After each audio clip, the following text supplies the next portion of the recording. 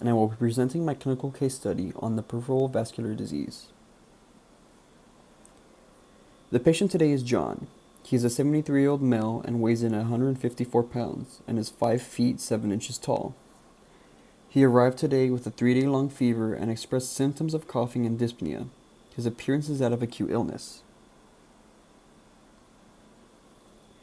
The observations taken of John include a temperature of 102 degrees Fahrenheit.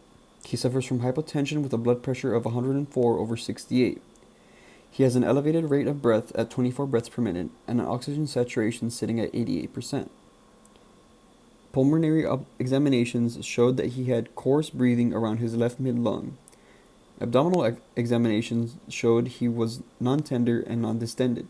He also had no more active bowel sounds, and there was no hepatomegaly. His liver is doing just fine. As far as his extremities, there were no signs of cyanosis or edema, but he did exhibit finger clubbing. X-ray examination showed the presence of a pulmonary infiltrate, and his echocardiogram revealed that his heart was doing all right. Here we have an image depicting finger clubbing, in which the fingertips swell.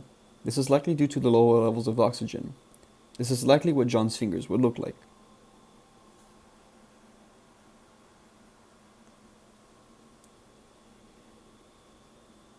John does have pre-existing conditions such as severe chronic obstructive pulmonary disease, methicillin-resistant Staphylococcus aureus skin infections, otherwise known as MRSAs. He also has diabetes and was a tobacco user for 30 years until he cessated 20 years ago. John also has an occasional alcoholic beverage.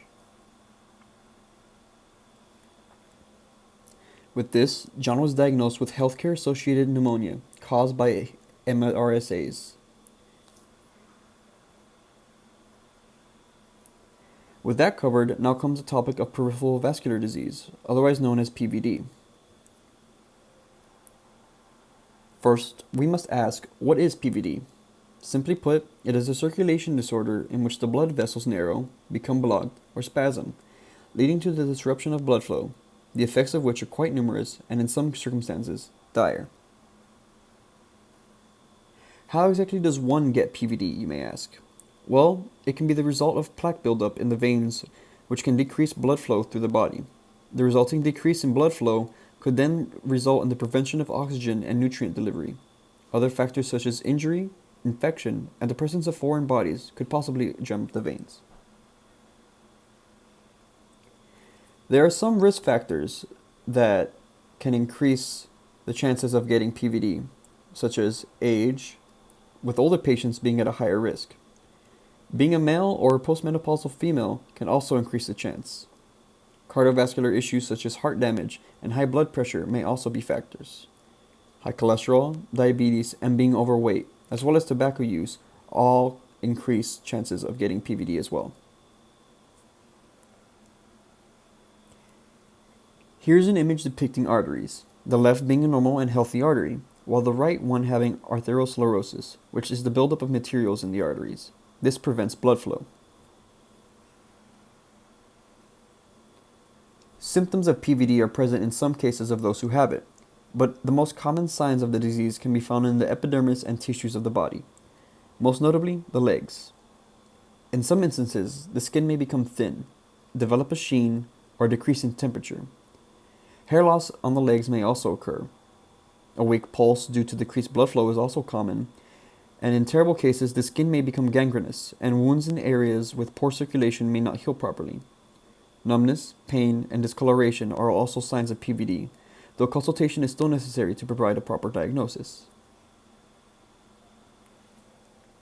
In this slide, we can see two pictures of PVD symptoms. Note the discoloration and cyanosis on the right foot of the left image.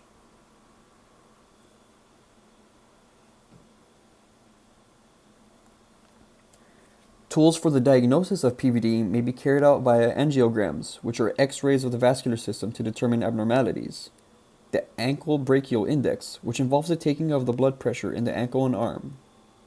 A Doppler ultrasound flow, where the images of organs are created via high-frequency sound waves. And lastly, magnetic resonance angiographies, which create a detailed image of the body using a large magnet, radio frequencies, and computers. Now back to the patient. You may wonder what PVD has to do with John. Well, John does not currently have PVD, but he is definitely at high risk of getting the disease given his pre-existing conditions. Being a geriatric male, having low blood pressure, prior tobacco usage, and being diabetic are all critical factors putting him at risk, but none more so than his diabetes and tobacco use. Him having healthcare-associated pneumonia could also lead to a comorbid relationship with PVD, should he not take preventative measures.